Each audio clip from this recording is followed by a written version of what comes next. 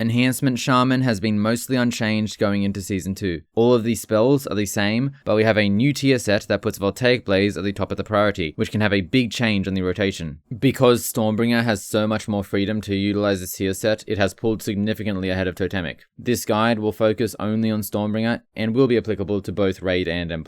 Here is the Stormbringer talent build. This is the only talent build. It works on single target and AoE. You don't have to change it for any situation. We do not take Sundering anymore in the optimal build. I will start with basics, going over building and spending. The main resource of Enhancement Shaman is Maelstrom Weapon. Your abilities will generate a fixed amount of Maelstrom Weapon and also a random amount on top. When you have 5 or more Maelstrom Weapon, it makes your lightning based spells an instant cast that does extra damage. Enhancement Shaman has several builders that are all low cooldown spells. Crash Lightning is your strongest attack, and in Season 2 it is even stronger than before. It does AoE damage, gives you a buff, and as a result of the Apex, can sometimes gain an additional charge. Storm Strike is your basic single target builder that generates a good amount of Maelstrom. Lava Lash is a filler spell that is only pressed when you have nothing else to do. And Voltaic Blaze was a spell that served to apply Flame Shock in AoE. But now, with the Season 2 tier set, Voltaic Blaze procs additional Fire Novas that do additional damage, and also reduce the cooldown of Crash Lightning and increase its damage. So Voltaic Blaze becomes this really strong spell that does a lot of damage on its own, and also gives you more frequent and stronger uses of Crash Lightning. You don't have to worry about tracking the damage buff because we consume it naturally with our rotation. Now spending Maelstrom is very simple. We want to spend when we have 10 Maelstrom to proc the Lightning Strikes talent. When spending, we press a lightning spell based on the target count. On single target, that spell is a Lightning Bolt. On 2 or more targets, that spell is Chain Lightning. And when you can, you should press Tempest in any target count. Tempest is a special spender from the Stormbringer hero tree. It has a random chance to proc, and it replaces the Lightning Bolt keybind. When you spend with Tempest, it does a large AoE nuke with extra damage to your main target.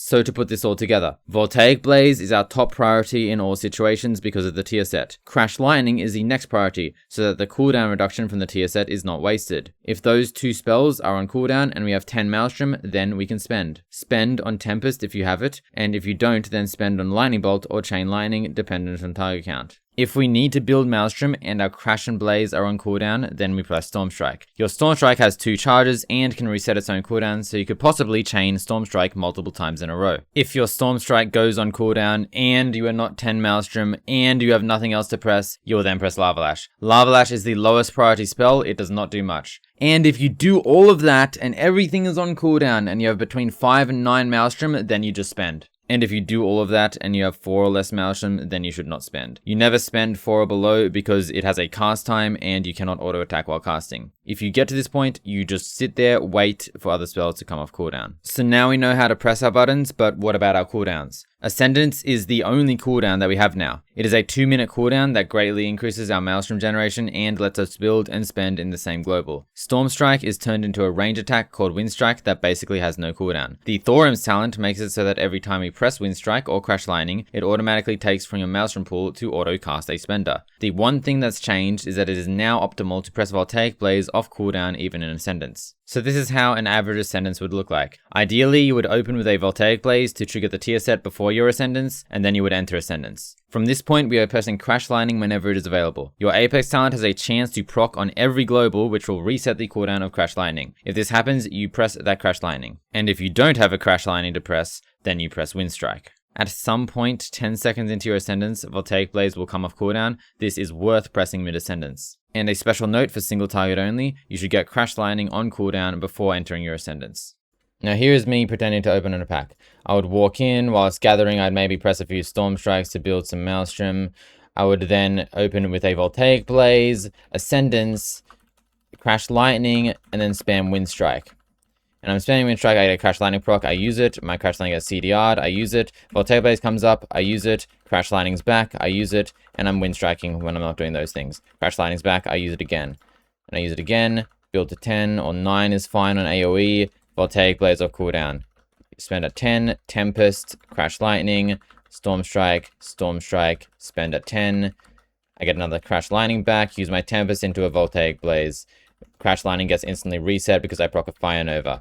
So now I will talk about the second type of cooldown that we have, which is the Doomwind's proc. When you spend Maelstrom, you have a chance to activate Doom Winds. This Doom Winds inherits every aspect of Ascendance except for Wind Strike, meaning your Storm Strike and Crash Lightning will automatically spend Maelstrom during this proc. Again, because of the tier set, we do want to press Voltaic Blaze off cooldown even in Doom Winds. Aside from that, we should press Crash Lightning when available and Storm Strike if it is not. Because we don't have Wind Strike, we could get unlucky with Storm Strike resets and end up having Storm Strike on cooldown. In this situation where we have Storm Strike and Crash Lightning on cooldown, we would spend to reduce the cooldown of Storm Strike. And of course, if we can't spend, we would use Lava Lash, and then we would just go after if we have nothing else. Also note that this is not a fixed priority. You can save the Voltaic Blaze for a few seconds if you are getting inundated with Maelstrom refunds. Now, an advanced thing about these Doom Winds procs is that they are not purely RNG. They operate on a system commonly referred to as a deck of cards, meaning that in every 600 Maelstrom, there are 3 available procs of Doom Winds, and once you proc those 3 procs, you must cycle to the end of the Maelstrom deck to refresh it. An add-on called Arc Proc Tracker will accurately track this deck in game, and there are some benefits to tracking it. For example, if you're at the end of a pull and you are guaranteed 1 proc in the next 100 Maelstrom, then you should stop spending and save it for next pull. Tempest is also on a similar deck, but it is far less relevant. Now to talk about some things that you should ignore. Arc Discharge is a buff you get after Tempest that makes your next Chain Lightning instant cast. But because Maelstrom already makes it instant, this is not relevant. Ignore Arc Discharge completely, do not track it. Flame Shock is kept up completely passively by Voltaic Blaze because we pressed it off cooldown now. And the priming of Thorims is irrelevant because the initial Tempest of Ascendance will automatically prime it. Or if you proc Doom Winds, the spender used to proc it will automatically prime it.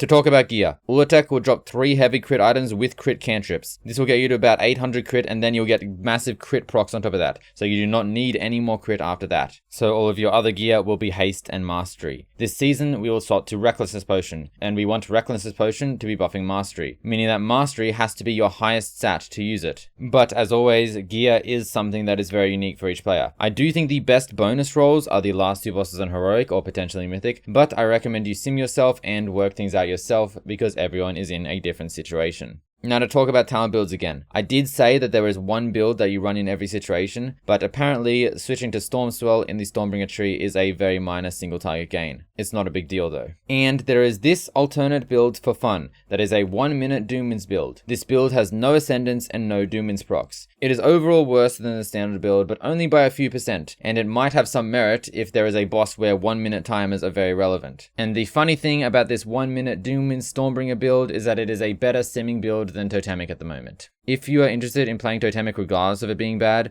my Season 1 guide is mostly accurate, but the priorities of Voltaic Blaze would change. That is it for the guide. Please note that if there is further tuning later in the season, some of this information might become outdated.